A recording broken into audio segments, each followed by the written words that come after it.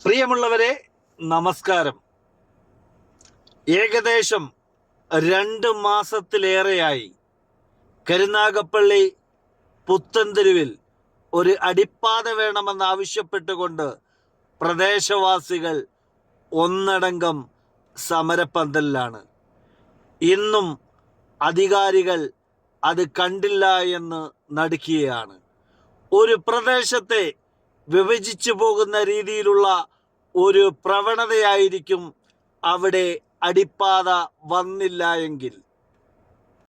സാധാരണപ്പെട്ട തീരദേശത്ത് ജോലി ചെയ്യുന്ന സാധാരണപ്പെട്ട മനുഷ്യർ, കശുവണ്ടി മേഖലകളിൽ ജോലി ചെയ്യുന്ന സാധാരണപ്പെട്ട മനുഷ്യർ പ്രാഥമിക ആരോഗ്യ കേന്ദ്രത്തിലേക്കും വില്ലേജ് ഓഫീസിലേക്കും പഞ്ചായത്ത് ഓഫീസിലേക്കും ദിനേന ഓരോ കാര്യങ്ങൾക്കായി സഞ്ചരിക്കുന്ന സാധാരണപ്പെട്ട മനുഷ്യർ, അമ്പലങ്ങളിലേക്കും മസ്ജിദുകളിലേക്കുമൊക്കെ അവരുടെ ആരാധന നടത്തുവാൻ വേണ്ടി പോകേണ്ട സ്ഥലമാണ് അടയ്ക്കപ്പെടുന്നത്.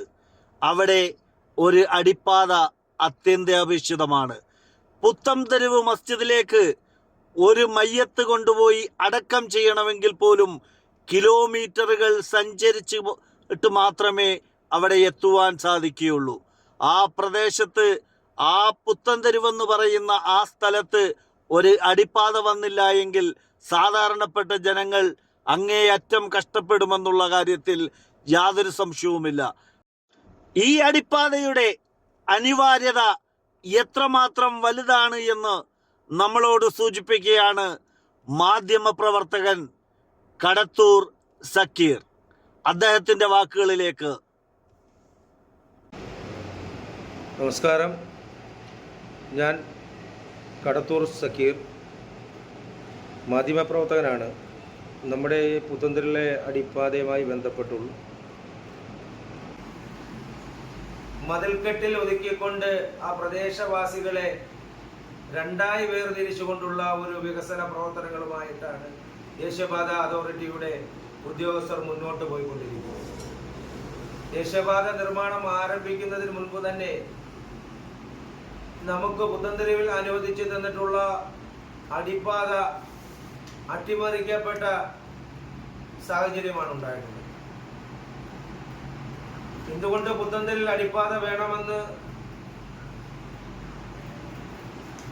ആവശ്യം ഉന്നയിക്കുന്നത് കരുനാഗപ്പള്ളി താലൂക്കിലെ പുത്തൻതെരി കുരിശൂർ ഗ്രാമപഞ്ചായത്തിലെ പ്രധാനപ്പെട്ട വളരെ തിരക്കേറിയ ഒരു മേഖല, ഒരു ജംഗ്ഷനാണ് പുത്തൻതെരുവ് ജംഗ്ഷൻ.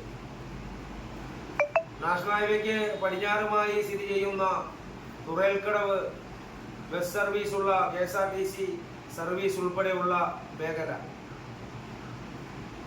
നിരവധി സർക്കാർ സ്ഥാപനങ്ങൾ പ്രവർത്തിക്കുന്നുണ്ട്.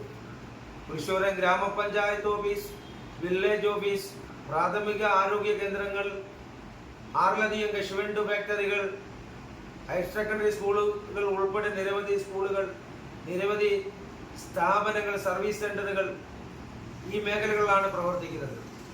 ഇവിടങ്ങളിലേക്ക് കശുവണ്ടി തൊഴിലാളികൾ ഉൾപ്പെടെ 2000-ലധികം തൊഴിലാളികളാണ് ദിനംപ്രതി പുത്തൻതെരു ജംഗ്ഷനിൽ വന്ന് ബസ് ഇറങ്ങി വിവിധ ജോലി സ്ഥാപനങ്ങളിലേക്ക് എത്തിപ്പെടാൻ പോകുന്നത്.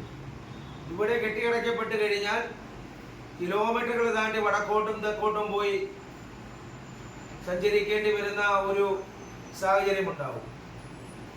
ഈ സമരപ്രഖ്യാപനം നടത്തുകയും 2 മാസക്കാലം കൊണ്ട് ദേശീയപാതയുടെ അരികിൽ നടക്കുന്ന പ്രതിഷേധ സംഗമത്തിൽ കൊച്ചുകുട്ടികൾ ഉൾപ്പെടെ പിന്തുണയുമായി എത്തുകയും മെഴുകുതിരി ദീപം തെളിയിച്ചുകൊണ്ട് ഞങ്ങൾക്ക് സ്കൂളിൽ പോകണ്ടേ, ഞങ്ങൾ വരും തലമുറകളല്ലേ, ഞങ്ങൾക്ക് സ്കൂളിൽ പോകണ്ടേ എന്ന മുദ്രാവാക്യം മുഴങ്ങിക്കൊണ്ടാണ് കൊച്ചുകുട്ടികൾ ഉൾപ്പെടെ എത്തുന്നത്. ഇപ്പൊ നിരവധി സംഘടനകൾ ഇവിടെ രാഷ്ട്രീയമോ മതമോ ജാതിയോ വർണ്ണമോ വ്യത്യാസമില്ലാതെ നിരവധി സംഘടനകൾ സമരത്തിന് ഐക്യദാർഢ്യം പ്രഖ്യാപിച്ചുകൊണ്ട് പുത്തൻതെരി ജംഗ്ഷനിലെ സമരപന്തലിലേക്ക് എത്തിപ്പെട്ടുകൊണ്ടിരിക്കുകയാണ്.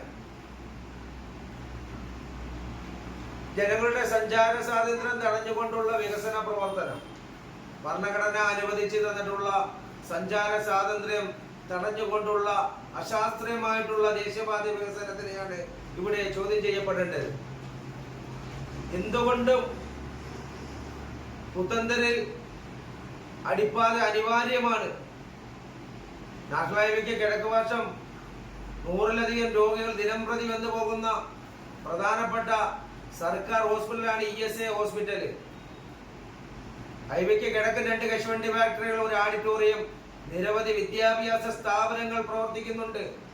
കൊച്ചുകുട്ടികൾ ഉൾപ്പെടെ പഠിക്കുന്ന കോളേജുകളിലേക്കും മറ്റ് വിദ്യാഭ്യാസ സ്ഥാപനങ്ങളിലേക്കും പഠനാവശ്യത്തിനായിട്ട് പുത്തന്തരി ജംഗ്ഷനെ വന്ന് ആശ്രയിച്ചാണ് ഈ മേഖലകളിലേക്ക് യാത്ര തിരിക്കുന്നത്. നമ്മുടെ പുത്തന്തരി ജുമാ മസ്ജിദ് സ്ഥിതി ചെയ്യുന്നത് ഹൈവേക്ക് ജംഗ്ഷന് പടിഞ്ഞാറ് വശമാണ്. ശക്തികുളങ്ങര ദേവീക്ഷേത്രം പുരാതനമായ ക്ഷേത്രമാണ്.